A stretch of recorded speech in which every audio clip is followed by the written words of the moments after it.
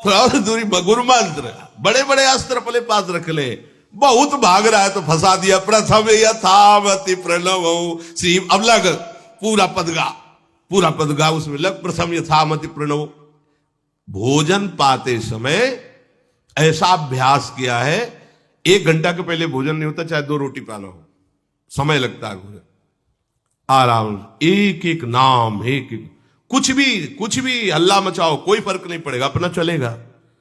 अभ्यास स्नान के समय, भोजन के समय, किसी क्रिया के करते समय, किसी से बात करते समय, सोते समय, ये विशेष स्थान जहां में सावधान रहना है। यहां भजन छूटता है, ध्यान देना, यही भजन छूटता है। चलते समय, क्रियावान होते समय, प्रसाद पाते समय या किसी से बतराते समय, ये सब भजन के छूटने के स्थान है और यही पकड़ना है भजन को।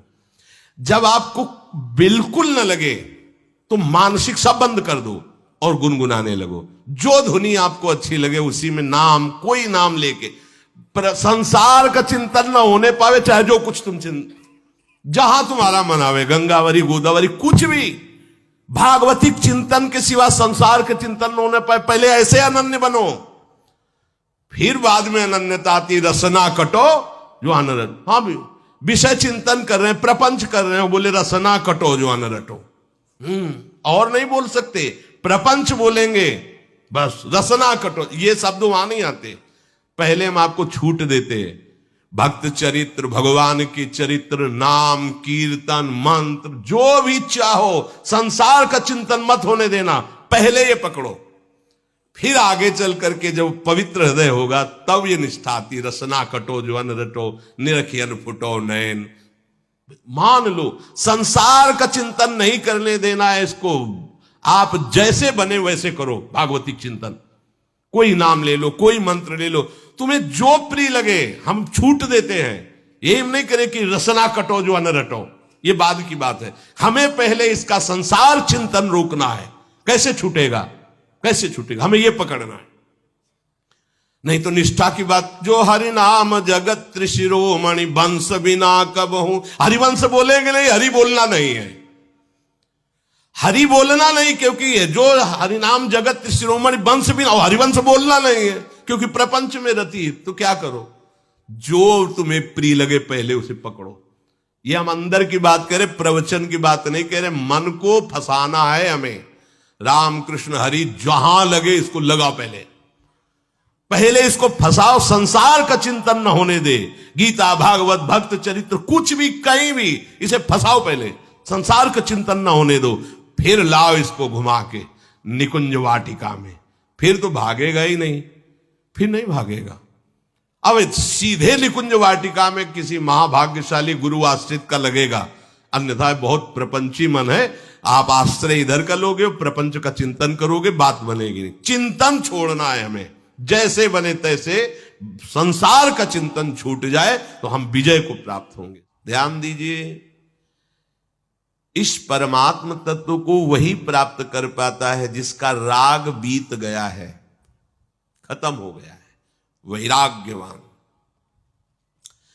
ज्यादा परिश्रम नहीं है वैराग्य में, विवेक नहीं होने के कारण हम वैराग्य नहीं धारण कर पाते। हम बाहरी बातों को वैराग्य ले लेते हैं, ऐसा कपड़ा बदल लेना या कपड़ा ना पहनना या लौकी का कमंडल, मिट्टी का पात्र, तो हम अपने को वैरागी। बात यहां नहीं रुकेगी। वैराग्य का इतना ही मतलब नहीं, ये भी एक बाह्य अंग है वैराग्य का, पर वैराग्य का सच्चा स्वरूप है वीतरागा। कहीं कुछ भी अच्छा नहीं लग रहा, कोई भी सुख आकर्षित नहीं कर रहा, लोक लोकांतर की प्रतिष्ठा, मान, सुख, ऐश्वर्य, व्यक्ति, कुछ अच्छा नहीं, राग खत्म हो गया।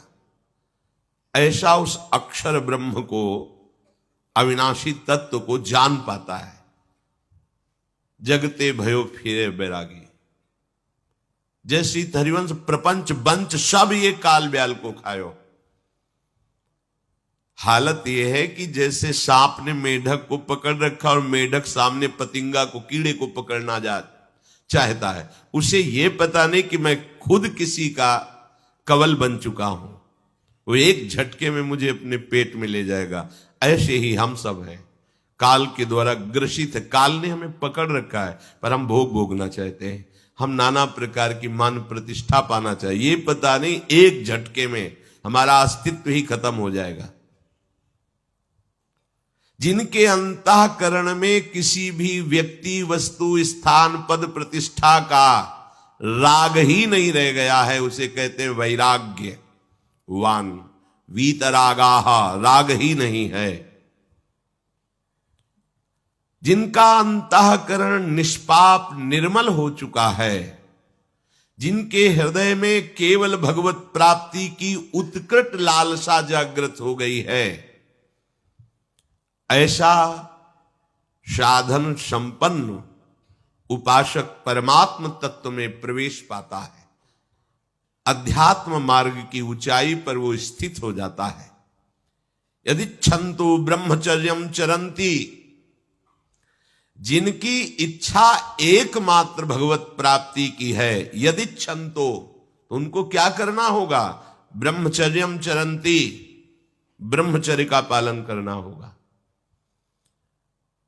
प्रत्येक इंद्रियों का निर्विषय हो जाना वास्तविक ब्रह्मचर्य है। केवल जनेन्द्रिय से ही ब्रह्मचर्य को नहीं लेते। हमारी प्रत्येक इंद्री भोगों से रहित होकर भगवत अनुराग में, नेत्र प्रभु को देखना चाहते हैं, त्वगेंद्री प्रभु को स्पर्श करना चाहती है, घ्राणेन्द्री प्रभु के श्री अंग की गंध पाना चाहती है, श्रवणेन्द्री प्रभु के वचन सुनना चाहती है। एक एक इंद्री अपने प्रभु में लग गई, अंतर्मुख हो गई, बाहर विषयों का त्याग हो गया। इसे ब्रह्मचर्य कहते हैं। पर प्रारंभिक ब्रह्मचर्य में जनेन्द्री का ब्रह्मचर्य अत्यंत आवश्यक है। यदि जनेन्द्री जन्य व्यभिचार दोष से युक्त है तो कदापि उसे भगवत प्राप्ति नहीं हो सकती। शुभ गति व्यभिचारी शुभ गति चाहे असंभव। और भगवत मार्ग में सबसे बड़ा दुश्मन यही व्यभिचार दोष है, काम। इसी से हमारा हृदय मलिन होता रहता है। अंधा बटे और पड़ा चबाए वाली दशा रहती। कहते हमें 50 वर्ष हो गए। अरे 50 जन्म हो जाए, तुम व्यभिचार करो, गंदी बातें करो, गंदे चिंतन करो, सो समय व्यतीत कर, अनंत जन्म व्यतीत हो गए, भगवत प्राप्ति हुई क्या? 50 वर्ष से भगवत प्राप्ति हो जाएगी क्या? 5 मिनट काफी है भगवत प्राप्ति में। एक बार नाम काफी है। वो स्थिति तो लाओ। बार बार बहिर्मुख वृत्तियों के द्वारा विषयों में सुख बुद्धि कर लेने से हमारा सारा का सारा अध्यात्म चिंतन बदलता रहता है। इसलिए लाभ नहीं मिल पाता, एक रस चिंतन नहीं रह पाता। बार बार विक्षेपी विषय करते रहते हो, हम सहते रहते हैं और भोगते रहते हैं। एक बार तो हिम्मत करके उठो। अब लो नशानी अब ना नशई हो, एक बार तो दृढ़ बनो। बस मन के अनुकूल चलने की बात को तुम्हें रोकना होगा, तभी तुम्हारे अंदर यदि छंतो, ऐसी इच्छा जागृत होगी। पक्का पक्का ऐसा ही है। जब हम किसी विषय के वेग को सहते हैं, विषय नहीं भोगते, तो मन बहुत जलाता है। उस जलन में फिर एक ही बात होती है, बस भगवत प्राप्ति हो जाए, झंझट खत्म हो जाए। कब तक हम इसमें चलेंगे? एक बार भगवत, वो जलन हमको भगवत प्राप्ति की इच्छा प्रकट करती है। अपने लोग क्या करते हैं? जलन को मिटाने की कोशिश करने लगते हैं। तो भगवत प्राप्ति की इच्छा क्या? भोग प्राप्ति की तृष्णा जागृत हो जाती है।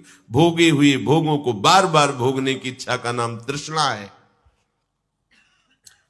बाहर और भीतर से कोई सहयोगी नहीं, जल रहा है उपासक, तब रास्ता निकलता है भगवत प्राप्ति का, तब इच्छा प्रकट होती। अब नहीं, बहुत जल लिया, अब तो केवल प्रियाजू के समीप जाना है, अब तो प्रभु के सानिध्य में रहना है, नहीं इन भोगों की जलन में जलना है। पर यहां तक पहुंचने के लिए जलना होगा। तभी लिखा सहित सहित बाढ़ है भगति तास्तिति क्षस्व भारत, क्योंकि आगमा पाइनो अनित्यास, ये नाशवान काम क्रोध आदि तुम्हें प्रेरित करेंगे। तुम इनके वेगों को सह जाओ, ये स्थायी नहीं है, आगमा पाइनो है, आने जाने वाले हैं, और ये सहन करने से नष्ट होते हैं, भोगने से बढ़ते हैं।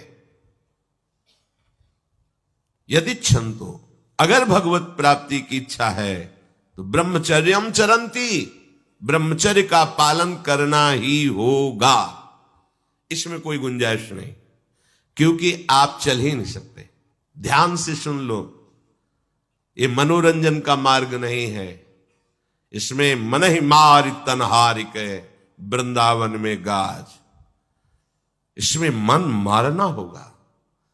प्रायः ये मन को दुलार करने वाले लोग कभी भाग्य से सत्संग में भी आ जाते हैं, कभी श्री विग्रह के दर्शन करने भी मंदिर पहुंच जाते हैं, कभी तीर्थ याटन भी करते हैं, पर इनका कोई लक्ष्य नहीं होता। आज सुन लिया सत्संग, बढ़िया है, लक्ष्य नहीं होता। यहां लक्ष्य वालों की बात हो रही। यदि छंतो, यदि तुम्हारी ऐसी इच्छा जागृत हो रही किसी जन्म में भगवत प्राप्ति करनी, तो ब्रह्मचर्यम चरंती,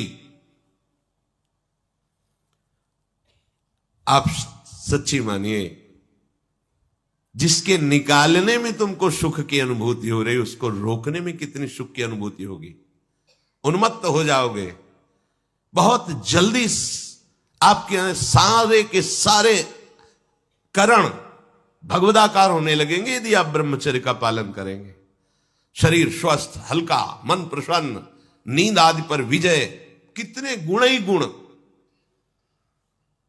और ब्रह्मचर्यहीन आलस्य, प्रमाद, भोगों का चिंतन, मन का डिप्रेशन में पहुंचना, कमर में दर्द, टांगों में दर्द, सर में दर्द, घबराहट होना, बिना किसी कारण के मन भयभीत हो रहा है, भोजन अपच हो रहा है, बिना किसी प्रक्रिया के वीर नाश हो रहा है, बिना किसी प्रक्रिया के। काहे को मृत्यु स्वयं स्वीकार कर रहे हो, ये मृत्यु है। चाहे भगवान दत्तात्रेय जी बोल रहे हैं या भगवान कपिल देव जी बोल रहे हो, जब उपासक को संबोधन करते हैं भगवत प्राप्ति के लिए, तो कहते हैं कि इस भोग वृत्ति को साक्षात मृत्यु रूप देखो, ये मृत्यु है तुम्हारी। जब शरीर राग त्यागना है तो तुम शरीर से भोग भोगोगे, तो आसक्ति शरीर की पुष्ट होगी, आसक्ति भोग सुख की पुष्ट होगी, है नहीं। कितने दिन शरीर रहेगा, कितने दिन भोग रहेंगे। विचारवान बनो, ब्रह्मचर्यम चरंती, ब्रह्मचर्य का पालन करो। उपासक जो ब्रह्मचारी होता है उसका खिला हुआ चेहरा रहता है, जैसे कमल खिला हुआ, बिना किसी कारण के उसकी मुख मुद्रा में प्रसन्नता होती है। जो ब्रह्मचर्यहीन होता है बुझा हुआ चेहरा होता है, तेजहीन, बिना किसी कारण के वो शोकग्रस्त लगता है। बैठा है, आपको लग रहा है शांत है, लेकिन आप चेहरे को देखो, वो एक शोकग्रस्त है, कुम्हलाया हुआ चेहरा, अशांत चेहरा। मुख प्रसन्न, तन तेज विराजा, यह है ब्रह्मचर्यम चरंती, भगवत आराधन संपन्न उपासक का। जैसे आग में पैर रखते हुए कोई चले तो कैसे चलेगा, ऐसे ही ब्रह्मचारी की पहचान है। इतनी स्फूर्ति उसके अंदर होती, जैसे आग में चलने वाला पूरा पैर नहीं रख पाएगा, अगला कदम रख देगा क्योंकि ताप लग रहा है, ऐसे उसकी स्फूर्ति होती पैरों में। उसकी आंखें एकाग्र रहती है, चंचलता इधर उधर या बार बार झपकना, यह विषयी पुरुष का लक्षण है। बार बार पलक झपकना, यह विषयी पुरुष का लक्षण है। इधर उधर ताक झांक, चंचलता, ऐसा बैठे तिनका तोड़ रहा है, पैर हिला, ये सब विषयी पुरुष के लक्षण है। ये तो बिल्कुल साधारण स्पष्ट दिखाई देता है आदमी विषयी है या ब्रह्मचारी, एक सेकंड में लक्षण होते हैं। आपको जब भगवत मार्ग का अवसर मिला है तो गृहस्थ हो, संतान हो गई, ब्रह्मचर्य से रहो। नहीं चाहिए संतान तो भ्रूण हत्या, गर्भ हत्या जैसे महापाप करने की क्या जरूरत है। उसी वीर से संतान उत्पन्न होती है जिसको आप नष्ट कर रहे हो, जिसको आप ऐसे पानी में बहा रहे हो, व्यर्थ फेंक रहे हो। तो उसको भ्रूण हत्या का पाप लग रहा था, तुमको पुण्य लग रहा है, वीरपात कर रहे हो तुम्हें भी वही हत्या लग रही है, क्योंकि उसमें वही जीवात्मा है जो मां के गर्भ में जाके बालक रूप धारण कर लेती है, उसको तुम नष्ट कर रहे हो। पर बुद्धि भ्रष्ट हो गई है, समझ में नहीं आता, व्यर्थ में वीरपात करते हो, व्यर्थ में। तुम्हारा भजन बनेगा, तुम अध्यात्म के योगी बनोगे, मजाक है अध्यात्म का मार्ग। होश में हो जाओ, ये मन के दुलार को बंद करो। जब तक इच्छा ही नहीं भगवत प्राप्ति की, तो फिर तुम कैसे भगवत प्राप्ति कर पाओगे? भगवत प्राप्ति की इच्छा कैसे होगी जब तुम्हारी इस तरह से निंदनीय वृत्तियां हैं? इंद्रियों को दुलार कर रहे हो, मन को दुलार कर रहे हो, भगवत प्राप्ति चाहते हो, आचरण नीच और चाहते हो उच्च पदवी। सावधान हो जाओ।